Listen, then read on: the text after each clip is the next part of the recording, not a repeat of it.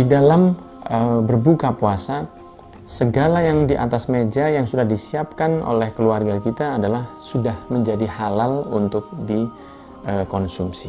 Akan tetapi alangkah indahnya sesuatu yang sudah kita lakukan secara wajib, kita buka dengan sesuatu yang sangat sunnah, yaitu bersahur, maka kita tutup amal yang sangat mulia ini dengan sesuatu yang dicintai oleh Rasulullah SAW, di mana beliau berbuka dengan kurma terlebih dahulu, kemudian baru menyantap makanan yang lain. Memang kita sebagai orang Indonesia tidaklah terbiasa untuk makan makanan seperti yang dimakan oleh Rasulullah SAW, contohnya seperti kurma. Akan tetapi ikhwan dan akhwat yang dirahmati oleh Allah, bayangkan apa yang insya Allah akan diberikan oleh Allah Subhanahu wa Ta'ala untuk hambanya yang telah menjauhi makanan minuman yang halal lillahi ta'ala selama kurang lebih 14 jam.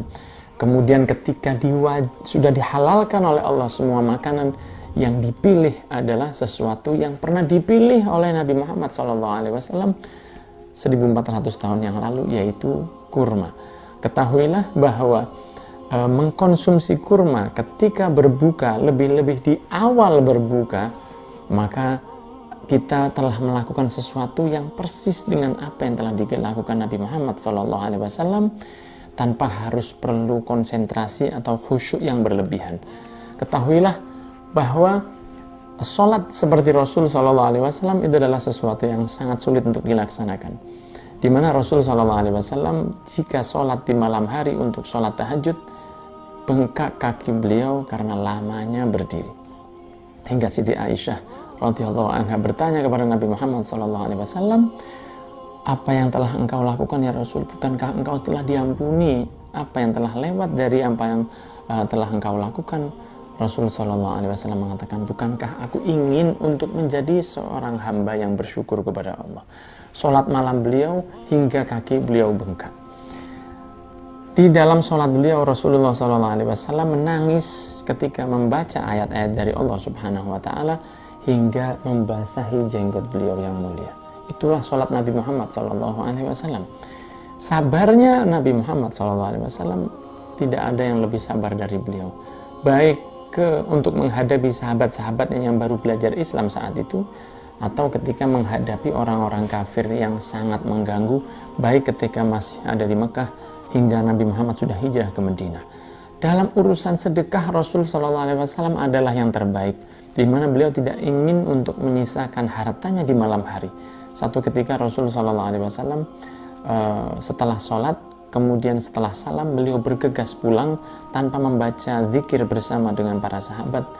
Kemudian Nabi Muhammad pulang ke rumahnya, dan para sahabat pun mulai bingung karena melihat satu yang tidak biasa mereka lihat, yaitu Nabi Muhammad SAW tidak tenang bersama mereka ketika setelah melaksanakan sholat berjamaah.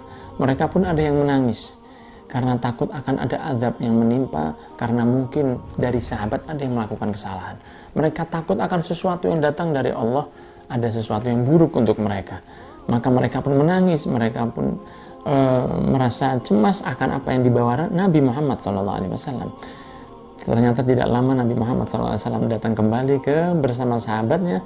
Kemudian Nabi Muhammad mengatakan, bukankah kalian tadi mungkin bertanya-tanya apa yang saya lakukan sehingga saya harus bergegas pulang?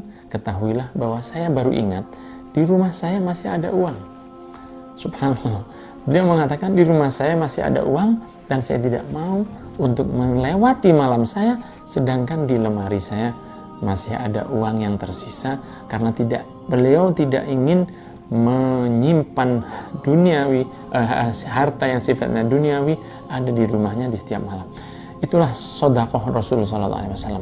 Dan semua amal dari Nabi Muhammad itu sangat susah untuk kita lakukan yang seperti beliau, dan bahkan mustahil untuk kita lakukan seperti yang saya contohkan. Sholat beliau, puasa beliau, sabar beliau.